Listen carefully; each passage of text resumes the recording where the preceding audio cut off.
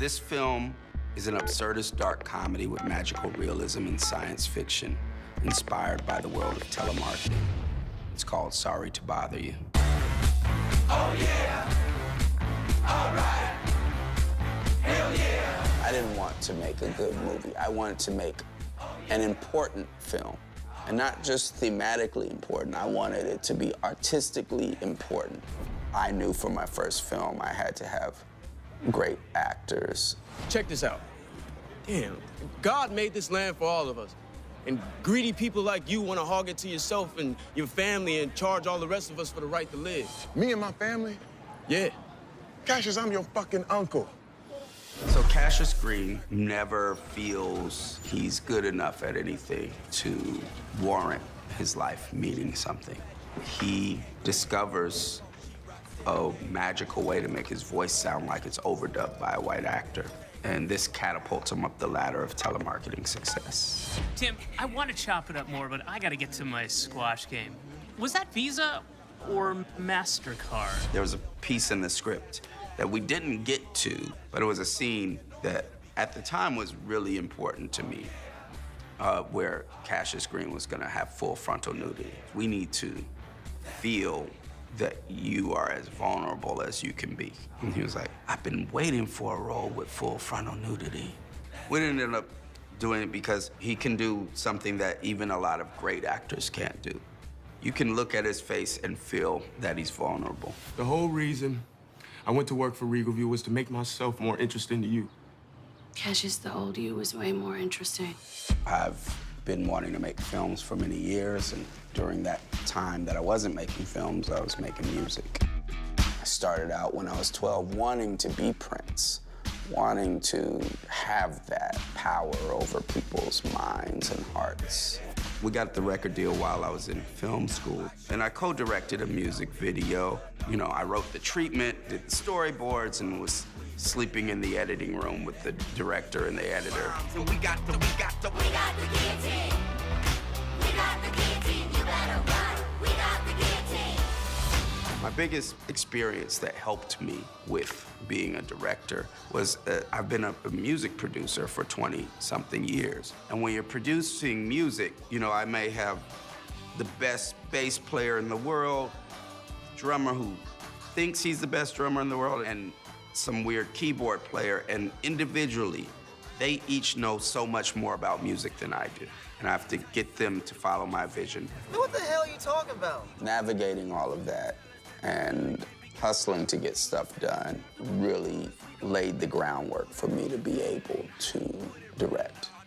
The influence that I'm hoping this film has is that we don't have to just do people of color versions of the films that already exist. All the blaxploitation stuff came out of the civil rights and black power movements and anti-war movements. Art is communication. No matter what that art is, someone's saying something to you. There's so much more you could talk about. When I'm making my art, it really doesn't help me to think about the definitions of what I'm doing. So what I do comes out ridiculous or funny or weird. That's because the world is ridiculous, funny, and weird. Detroit is an artist with a goal of communicating to the world and having her art be part of a movement. So I thought that her name touched on a lot of themes that the movie is about. Squeeze, Detroit. Detroit? Yeah. That's cool. My parents wanted me to have an American name. Nice. Tessa Thompson understands the value of the dialogue and how that kind of leads the scene along. As opposed to Lakeith, his way is a little looser. So it worked for these characters because I think Detroit is much more of a stable person than Cassius. Hey. Hey. I wouldn't miss this for the world. Maybe, this is beautiful. You're beautiful. Cash, I love you too, but I can't hang with what I see in you now. Good art and good conversation is aware of the aesthetic. Aesthetic is sometimes even way more important than the content. It's those in-between feelings that can't be categorized as this is a sad movie, this is a happy movie. All of those little things bring people through an emotional trajectory, not just have the audience attached to someone that is going through those emotional changes. And I'm trying to get across this awkward feeling of interrupting someone. Muzzy Muzzy. Mr. Song, Cassius Green of Worry Free Calling. Sorry to bother you. I'm calling about who is assembling your phone. The idea was for the film to feel like there was a beautiful clutter. Nice hearing. Most of the stuff that I come up with, including that, was just trying to solve a problem. Like, how do I get across someone's vibe? How do I put that in the script without having them say it? There are certain novelists that come in with all of these juicy details, from names to the way things are described. Then there's like Paul Schrader with the movie Mishima. This guy is drawn to this golden pavilion. I wanted to create a moment like that with the elevator.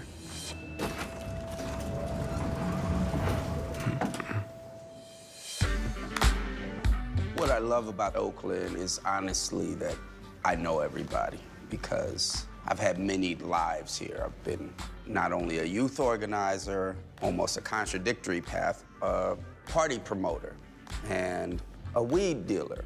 There are many people that are creative, and it's different than maybe a place like LA and maybe even New York, in the sense that there's no hierarchy. There's this idea that people are creating, and there's no thing of, did it blow up yet? There is a heavy, creative fire that's here. Steve Lift represents the new trend of new capitalism being no capitalism. What? This isn't a workspace. This is a playroom. And that's very prevalent in tech companies. But the point is not that this is worse or better, but it's an attempt to hide what's actually going on.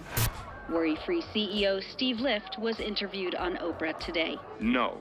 Conclusively, no. Our workers do not sign contracts under threats of physical violence. So therefore, the comparison to slavery is just ludicrous and offensive.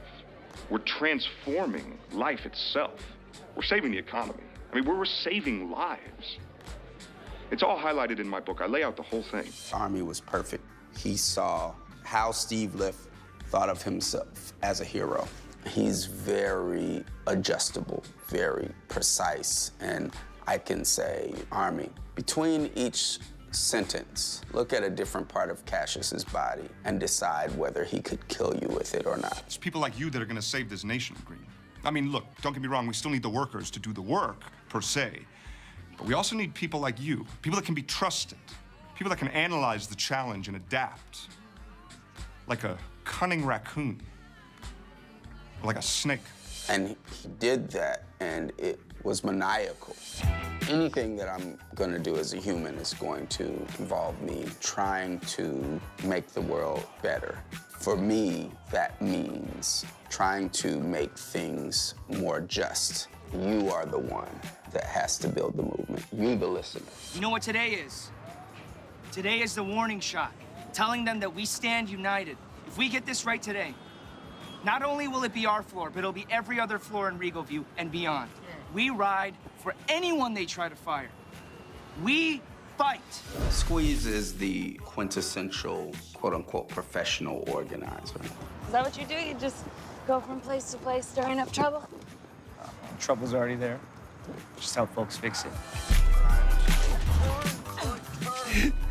Hey, young blood. Danny Glover is probably the one that, in the cast that I knew the longest. So why you ain't dancing, man? I'm too old for that shit. What happened to him just doing the dog? Woo, woo, woo. Wow, wow. He's a friend of my father's. Him and my father have known each other since like 1968. They were part of the San Francisco State strike together, the strike that ended up creating the first ethnic studies program in the United States. If you get shown a problem but have no idea how to control it, then you just decide to get used to the problem. And that's why our plan for tomorrow is important. In 2001, I had an idea for a song in which I was a telemarketer selling slaves. So wait, are you telling me you sell slave labor to companies over the phone? Hot damn it. You are a sharp one. 2011, I decided I was going to sit down and write a movie. David Cross and Patton Oswalt, they had read it and said, yeah, you could use our names. That helped me to get people to read it. Then went to Sundance Film Festival, got into the writer's lab, and we had all of these masters arguing with each other about what I should do with the script. And that let me know that nobody knows what the fuck they're doing. We're all just figuring it out. Yeah, one for all for one. Terry Crews, we had a 2-hour conversation. I left inspired, motivated, ready to work out, build a house, and start a pyramid scheme, because that's just how inspirational he is. If I don't come up with a boatload of money by next month, which I won't, bank is taking my shit. It's making my diabetes act up. We had a lot of voices in this. We had David Cross as Lakeith's white voice. Hey, baby. Good morning. We had Patton Oswalt as Omari's white voice. Do you like to party? Lily James as Tessa's British white voice. Tonight, we will have a transformative experience. Rosario Dawson as the voice of the elevator. Greetings, Cassius Green. I hope you did not masturbate today. We had Forrest Whitaker as the Equisapien voice. Dude, I'm from East Oakland. Talk regular. I want to make movies that show there is a way to fight back. I want to make movies that at least look at it from that standpoint, that we can fight back, that we can change things. I'm putting that into my art.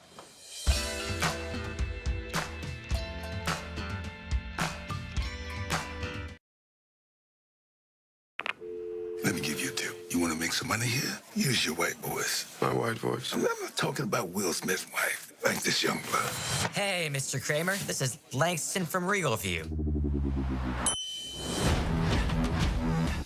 Finding my white voice. Well, you know, it was a difficult process. You know, I have a very, very, you know, street urban accent. If you could put a Brooks Brothers jacket and a pair of Dockers on a voice, well, that's what we got. How much white is too white for this voice? I would say if you're pronouncing the letter H in the word white, you've gone too white.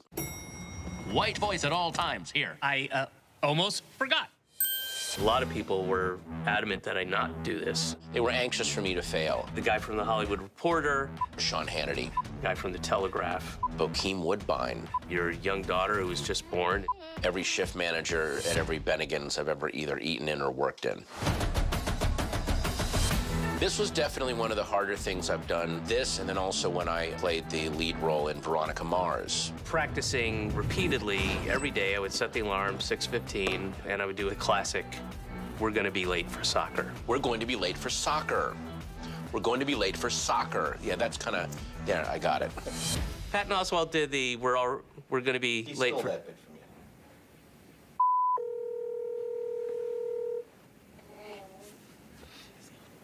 It's a 3-hour time difference. I'm in New York, he's in LA. He's probably still masturbating.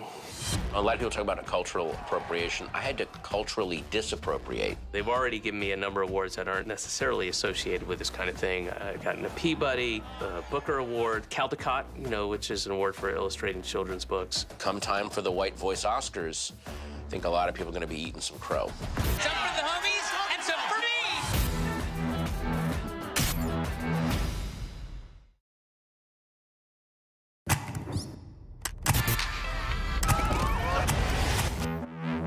I'm just out here surviving. And what I'm doing right now won't even matter. Oh, baby, baby, it will always matter. Thought you said you fixed that. Get a room! I got a room, mother...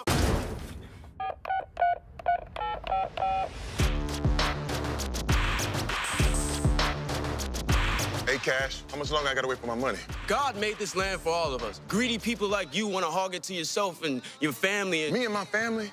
Yeah. Cassius, I'm your f***ing uncle. I just really need a job. 40 on 2.